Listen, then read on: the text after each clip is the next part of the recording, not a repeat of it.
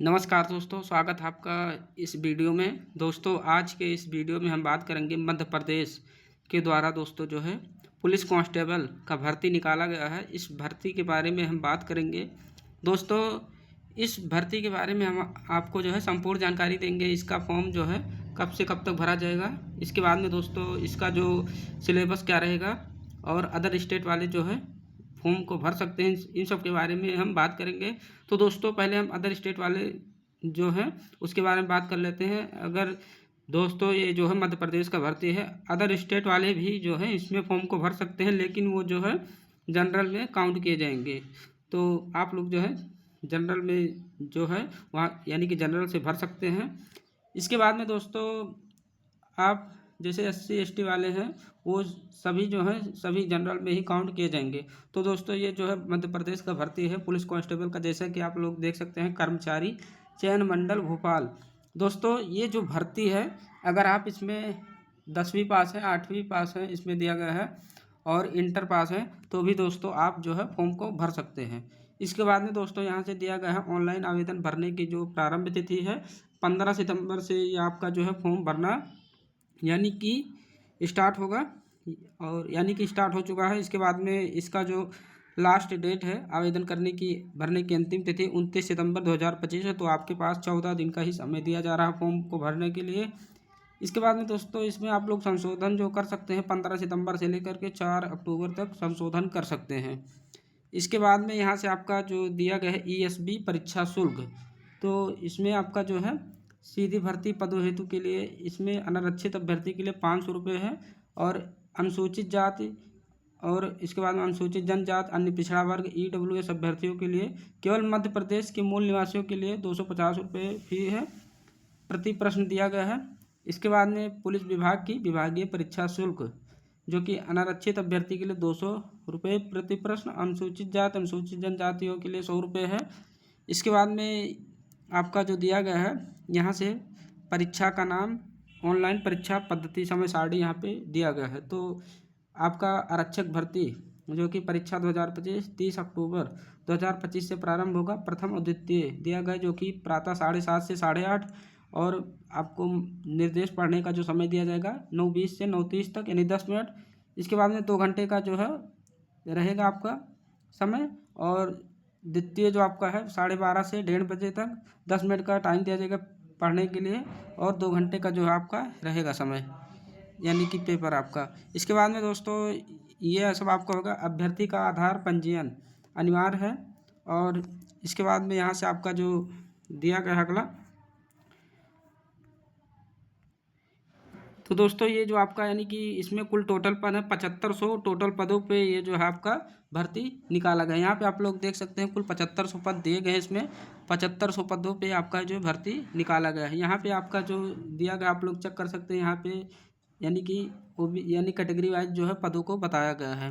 इसके बाद में दोस्तों आपका यहाँ से ये सब हो गया, और आपका जो संवर्ग है आरक्षक GD का है। और इसके बाद में आपका जो यहाँ से दिया गया है कि जो है यानी कि इसमें आपका अभ्यर्थी को जो है यहाँ पे दिया गया है कि भारत का नागरिक होना चाहिए। और यहाँ से आपका अगला दिया गया है वेतन के बारे में। तो इसका जो वेतन है आरक्षक GD का 19,500 से 62,000 रुपये है इसका, और अदर अलाउंसेस भी इसमें शामिल है। तो ये जो आपका यानी कि वेतन के बारे में बताया गया है। इसके बाद में दोस्तों यहाँ से आपका दिया गया है दोस्तों, इसके बाद में आप लोग यहाँ से देख सकते हैं, यहाँ पे दिया गया जो अभ्यर्थी जिस इकाई में नियुक्ति किया जाएगा, यानी जिसका जहाँ पे जॉब लगेगा उसे कम से कम जो है 5 वर्ष की यानी सेवा पूर्ण करनी होगी। 5 वर्ष जो है वहाँ पे जो है नौकरी करेगा, उसको जो है कोई हटा नहीं सकता। यहाँ पे दिया गया अन्य इकाई में जो है स्थानांतरण का पात्र हो सकेगा, यानी कि उसके 5 वर्ष के बाद आपका जो दूसरे जिला में यानी कि ट्रांसफ़र किया जाएगा। ये जो है इसमें दिया गया है। इसके बाद में दोस्तों आप लोग यहाँ से देख सकते हैं न्यूनतम शैक्षणिक अर्हता के बारे में। तो आपका आरक्षक GD के लिए न्यूनतम शैक्षणिक अर्हता जो है यानी आरक्षक GD पद का नाम मान्यता प्राप्त किसी मंडल या संस्था से 10+2 प्रणाली के अंतर्गत 10वीं कक्षा की परीक्षा आप पास कर लिए हैं तो भी भर सकते हैं फॉर्म, और हायर सेकेंडरी अथवा समकक्ष परीक्षा की उत्तीर्ण किए हैं तब भी जो है फॉर्म भर सकते हैं। इसके बाद में अनुसूचित जनजाति हेतु शैक्षिक अर्हता के लिए 8वीं कक्षा जो है आपका पास होना चाहिए, समकक्ष परीक्षा उत्तीर्ण। ये जो यहाँ पे है यानी कि 10 और 10+2 जो आपका है ये अनारक्षित, अनुसूचित जनजाति और अन्य पिछड़ा वर्ग के लिए है। तो ये जो है आपका, इसके बाद में निर्धारित आयु के बारे में बात कर रहा है, जो कि आपका सामान्य के लिए 29 नवंबर 2025 के विहित आयु पूरी करनी चाहिए, न्यूनतम 18 वर्ष, अधिकतम जो है यहाँ पे दिया गया है उम्र, जो कि आप लोग देख सकते हैं यहाँ पे। पुरुष के लिए मध्य प्रदेश के अनारक्षित के लिए 33 वर्ष, पुरुष मध्य प्रदेश के आर्थिक रूप से कमजोर वर्ग के लिए 33 वर्ष, पुरुष महिला अन्य प्रदेश के आदिवासी सभी अभ्यर्थी के लिए 33 वर्ष, महिला सभी श्रेणी के अभ्यर्थी के लिए 38 वर्ष, पुरुष के लिए अनारक्षित श्रेणी जो कि अनुसूचित जनजात अत्यंत पिछड़ा वर्ग के लिए 38 वर्ष, ये जो है उम्र दिया गया है। इसके बाद में यहाँ पे दिया गया है जो कि पुरुष शासकीय निगम मंडल कर्मचारी सैनिक अभ्यर्थी के लिए 38 वर्ष, पुरुष आरक्षित श्रेणी के लिए 38 वर्ष, महिला के लिए आरक्षित श्रेणी के लिए अंतर जातीय विवाह के लिए यानी 43 वर्ष। इस तो ये जो है आपका ये उम्र के बारे में दोस्तों बताया गया है।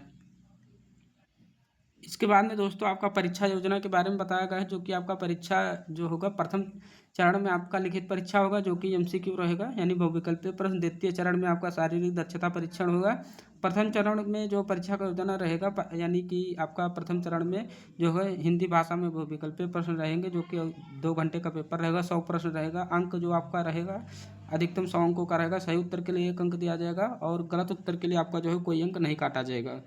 इसके बाद में प्रश्नों के प्रकार जो आपका है 40 अंक का सामान्य ज्ञान तार्किक ज्ञान रहेगा, 30 अंक का आपका बौद्धिक क्षमता मानसिक अभिरुचि और 30 अंक का आपका विज्ञान और सरल अंक गणित, ये सब रहेगा। तो रीजनिंग हो गया आपका, ये अंक गणित हो गया ये सब। इसके बाद में यहाँ पे दिया गया है दोस्तों जो कि यहाँ पे वर्टिकल श्रेणी के विज्ञापित पदों के विरुद्ध 7 गुना अभ्यर्थियों को जो है कट ऑफ अंकों के अनुसार जो है आरक्षक यानी GD पद हेतु शारीरिक दक्षता परीक्षण के लिए जो है चुना जाएगा 7 गुना। इसके बाद में विशेष सशस्त्र पुलिस बल सशस्त्र को छोड़कर यानी के लिए एक ही कट ऑफ अंकों का निर्धारण किया जाएगा। तो आपका यानी कि जितना आपका भर्ती है उसका 7 गुना जो है ये लोग बुलाएंगे। इसके बाद में द्वितीय चरण जो इसका परीक्षा योजना है आरक्षक GD के पदों हेतु शारीरिक दक्षता परीक्षण होगा, जिसके अंक अंतिम प्रवीणता सूची के लिए प्रथम चरण के अंकों के साथ जोड़े जाएंगे। शारीरिक दक्षता परीक्षण आपका जो होगा यानी शारीरिक दक्षता परीक्षण का जो आयोजन है मूल्यांकन और एक चयन समिति जैसे कि पुलिस महानिदेशक यानी कि द्वारा गठित की जाएगी के परीक्षण में किया जाएगा। ये जो आपका है दिया गया है। इसके बाद में आपका दिया गया है कि जो है प्रथम चरण लिखित परीक्षा कट ऑफ अंकों के आधार पर वर्टिकल श्रेणी के विज्ञापित पदों के विरुद्ध 7 गुना अभ्यर्थियों को जो है अगले चरण के लिए चुना जाएगा। तो 7 गुना इसमें जो है दिया गया है यानी द्वितीय चरण के लिए। इसके बाद में दोस्तों आपका यहाँ से दिया गया है जो कि यहाँ पे दिया गया आरक्षक GD जो कि समस्त अभ्यर्थियों के लिए शारीरिक दक्षता परीक्षण में जो है अधिकतम कुल योग के न्यूनतम 30% यानी कि 100 में से 30 अंक लाने होंगे, जिसमें अंक अंतिम प्रवीणता सूची के लिए प्रथम चरण के अंकों के साथ जोड़े जाएंगे। तो ये आपका दिया गया शारीरिक दक्षता परीक्षण में अंकों का वितरण अनुसूची के अनुसार रहेगा। यहाँ पे आपका शारीरिक मापदंड के बारे में बताया गया, जैसा कि आप लोग देख सकते हैं इसमें, यानी कि यहाँ पे आपका ऊंचाई के बारे में बताया गया। अनारक्षित और अन्य पिछड़ा वर्ग के लिए पुरुष के लिए 168 सेंटीमीटर हाइट होना चाहिए। चेस्ट जो है 79-84 गोरखा गढ़वाली कुमाऊं के लिए पुरुष के लिए 157 सेंटीमीटर हाइट। चेस्ट जो है 79 से 84 मराठा अनुसूचित जात अनुसूचित जनजाति पुरुष के लिए 165 सेंटीमीटर। चेस्ट जो है 79 से 84। इसके बाद में दोस्तों यहाँ से विशेष सशस्त्र पुलिस बल यानी छोड़कर अन्य संवर्गों के लिए अभ्यर्थियों के लिए जो है आरक्षक अन्य सभी संवर्ग अनारक्षित अनुसूचित जात अन्य पिछड़ा वर्ग के लिए पुरुष के लिए 168 सेंटीमीटर। चेस्ट जो है 81 से 86। महिला के लिए 155 सेंटीमीटर जो है हाइट मांगा गया है। इसके बाद में यहाँ से आपका दिया गया है आरक्षक अन्य सभी संवर्ग अनुसूचित जनजाति के लिए पुरुष के लिए 160 सेंटीमीटर। चेस्ट जो है 76 से 81। महिला के लिए हाइट जो है 155 सेंटीमीटर मांगा गया है। तो यहाँ पे आपका कम से कम 5 सेंटीमीटर का जो है फुलाव होना चाहिए चेस्ट में, ये जो है दिया गया है। इसके बाद में यहाँ से आपका जो कि दिया गया है चयन के बारे में बताया गया। तो आपका जो चयन सूची में यानी कि शारीरिक दक्षता परीक्षण के लिए बुलाए गए अभ्यर्थियों के समस्त मूल प्रमाण पत्रों के परीक्षण में जो है सफल होने पर अभ्यर्थियों को चयन की पात्रता होगी। अभ्यर्थी प्रमाण पत्रों के परीक्षण में यदि अयोग्य पाया जाता है तो उसका चयन नहीं किया जाएगा। यानी कि आपका जो ये प्रमाण पत्र ये सब रहेगा उसमें अगर आप यानी कि नहीं पास होते हैं, आपका जो डॉक्यूमेंट ये सब रहेगा, तो आप जो है यानी असफल घोषित कर दिए जाएंगे। यहाँ पे दिया गया है अभ्यर्थियों का जो है प्रमाण पत्रों के अनुसार जो है परीक्षण में यदि अयोग्य पाया जाता है तो आपका जो प्रमाण पत्र है वो सब सही होना चाहिए। इसके बाद में आपका भले ही वह द्वितीय चरण में यानी कि आप जाने के लायक हों तो भी आपको जो है निकाल दिया जाए अगर आपका प्रमाण पत्र नहीं सही रहता तो। इसके बाद में दोस्तों यहाँ पे दिया गया है जो कि अगला है यात्रा किराए के बारे में बताया गया है, जो कि लिखित परीक्षा और शारीरिक दक्षता परीक्षा में आदि में सम्मिलित होने पर केवल अनुसूचित जाति, अनुसूचित जनजाति यानी पिछड़ा वर्ग के अभ्यर्थियों के लिए जो शासन के आदेशानुसार वास्तविक यात्रा किराया दिया जाएगा। यात्रा टिकट प्रस्तुत न करने की स्थिति में अभ्यर्थियों के पते के जिले में जाने वाली ट्रेन या बस का किराया जो भी न्यूनतम हो यानी उसका भुगतान किया जाएगा। यह किराया शारीरिक दक्षता परीक्षण में शामिल होने वाले अभ्यर्थियों को उनके जाति प्रमाण पत्र के सत्यापन के बाद किया जाएगा। इसके लिए आवश्यक है कि यात्रा किराए के भुगतान चाहने वाले अभ्यर्थी जो है अपने बैंक खाते के पासबुक की प्रथम पृष्ठ की फ़ोटो कापी साथ में लेकर आएँ, ये जो है इसमें बताया गया है। इसके बाद में आपका जो अगला दिया गया है चरित्र सत्यापन, ये सब जो है दिया गया है। इसके बाद में दोस्तों आपका जो यानी कि शारीरिक दक्षता परीक्षण होगा आपका अधिकतम 100 अंक का रहेगा। यहाँ पे दिया गया 800 मीटर का दौड़ और लंबी कूद और गोला फेंक जो कि 198.3 से अधिक जो आपका रहेगा उसको 2.96 से कम जो है यानी कि आपका कूद है उससे कम ही रहेगा, और जो गोला फेंक रहेगा 3.83 से कम रहेगा। तो ये सब जो आपका दिया गया है। इसके बाद में यहाँ से आपका दिया गया है 194.4 से अधिक और 198.3 तक, और यहाँ पे 3.4 से कम और 2.96 तक जो है आपका ये जो है लंबी कूद है। इसके बाद में गोला फेंक आपका है 4.17 से लेकर के और 4 तक आपका जो दिया गया है। इसके बाद में दोस्तों आपका ऑनलाइन परीक्षा केंद्र के बारे में बताया गया जो कि भोपाल, इंदौर, जबलपुर, खंडवा और नीमच, रतलाम, रीवा, सागर, सतना, सीधी, उज्जैन, ये सब जो आपका परीक्षा सेंटर दिया गया है यानी ऑनलाइन परीक्षा केंद्र दिया गया है।